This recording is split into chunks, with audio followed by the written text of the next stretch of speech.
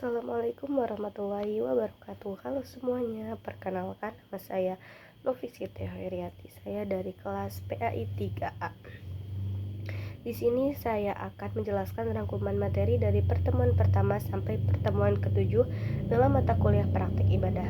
Sebelumnya, saya memohon maaf apabila video ini kurang maksimal dikarenakan keadaan badan saya yang kurang fit dan mohon dimaklumi. Nah, semua materi ini saling berkaitan dan membentuk pemahaman untuk tata cara ibadah dengan benar menurut tuntunan ajaran Islam. Di pertemuan pertama, kita membahas tentang kontak belajar, arah perkuliahan, dan tata kelola pembelajaran. Pada tahap awal ini, dosen dan mahasiswa membahas tentang membuat kesepakatan bersama mengenai bagaimana proses kuliah akan berjalan. Di sini kita belajar tentang metode pembelajaran yang akan digunakan seperti pendekatan praktis, diskusi atau praktik langsung tentang ibadah tersebut. Kontrak belajar ini juga berisi kesepakatan tentang kehadiran, tugas, dan bentuk evaluasi. Tujuannya supaya proses pembelajaran bisa berjalan dengan tertib, terarah, dan sesuai dengan capaian yang diinginkan. Intinya di pertemuan pertama kita belajar untuk bertanggung jawab terhadap proses belajar kita sendiri. Nah, pertemuan kedua kita membahas tentang syahadat dan sholat. Syahadat adalah pintu pertama bagi seseorang untuk masuk Islam. Kalimat syahadat bukan hanya ucapan, tetapi juga pengakuan hati dan bukti keimanan dalam perbuatan. Syahadat berarti kita mengakui bahwa tiada Tuhan selain Allah dan Nabi Muhammad adalah utusannya. Selain itu kita belajar tentang sholat, yaitu tiang agama dan bentuk komunikasi langsung seorang hamba dengan Allah. Dalam pertemuan ini dibahas juga praktik tata cara sholat yang benar, mulai dari niat, bacaan, hingga gerakan, supaya kita tidak hanya tahu secara teori, tapi bisa menyelesaikannya sesuai sunnah Rasulullah. Melalui sholat kita belajar disiplin, belajar kebersihan hati, dan ketenangan batin. Pertemuan ketiga kita membahas tentang puasa, zakat, haji, dan umrah. Puasa berarti menahan diri dari hal-hal yang membatalkan sejak terbit fajar hingga terbenam matahari dengan niat ibadah.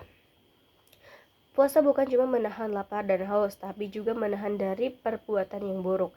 Lalu zakat adalah kewajiban bagi umat Islam yang mampu untuk menyisihkan sebagian hartanya kepada orang yang membutuhkan. Tujuan zakat adalah menyucikan harta dan menumbuhkan kepedulian sosial.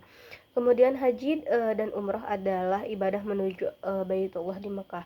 Haji wajib bagi yang mampu, sedangkan umrah hukumnya sunnah. Keduanya melatih kesabaran, ketulusan, dan kesetiaan pada perintah Allah. Jadi pertemuan ini menegaskan bahwa Islam bukan hanya soal ritual pribadi, tapi juga ibadah sosial dan spiritual yang saling melengkapi. Pertemuan ketiga kita membahas tentang teori air dan najis. Air dalam Islam punya kedudukan penting sebagai alat suci. Kita belajar bahwa ada beberapa jenis air suci dan mensucikan, seperti air hujan atau air sumur yang bisa digunakan untuk bersuci. Air suci tapi tidak menyucikan, seperti air bekas wudhu. Dan yang ketiga ada air najis, yaitu air yang tercampur dengan benda najis dan bisa berubah warna, rasa, atau baunya. Selain itu, najis juga dibagi menjadi 3, najis ringan yang disebut najis mukhafafah, najis sedang mutawasyithah, dan najis berat yaitu mughalladah. Najis berat misalnya najis anjing atau babi yang menyucikannya itu harus 7 kali dan salah satunya harus dengan tanah. Materi ini penting karena kebersihan adalah bagian dari iman dan menjadi syarat sahnya ibadah. Di pertemuan kelima kita membahas tentang wudhu, tayamum, dan mandi wajib. Wudhu dilakukan untuk menghilangkan hadas kecil seperti setelah tidur atau buang air. Kalau tidak ada air, maka Islam memberi keringanan dengan tayamum, yaitu bersuci menggunakan debu yang suci sebagai pengganti air. Sedangkan mandi wajib dilakukan untuk menghilangkan hadas besar seperti setelah junub, haid, ataupun nifas.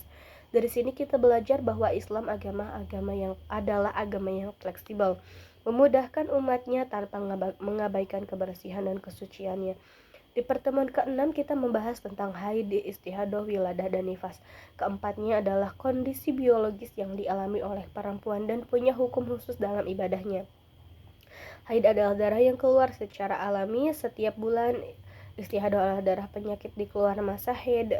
Wiladah adalah darah yang keluar saat melahirkan, dan nifas adalah darah yang keluar setelah melahirkan. Masing-masing memiliki ketentuan tentang para tentang beberapa lama nih waktunya dan kapan seseorang boleh atau tidak boleh beribadah.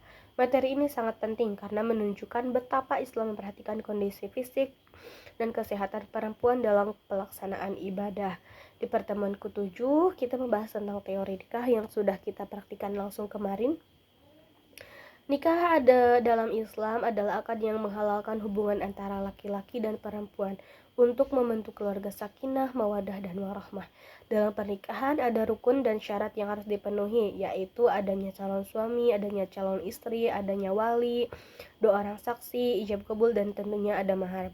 Islam memandang pernikahan bukan hanya sebagai ikatan lahir, tetapi juga ibadah yang membawa tanggung jawab moral, sosial, dan spiritual.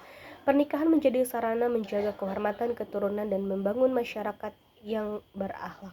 Dari seluruh pertemuan ini kita bisa ambil pelajaran bahwa Islam adalah agama yang sangat menyeluruh sekali.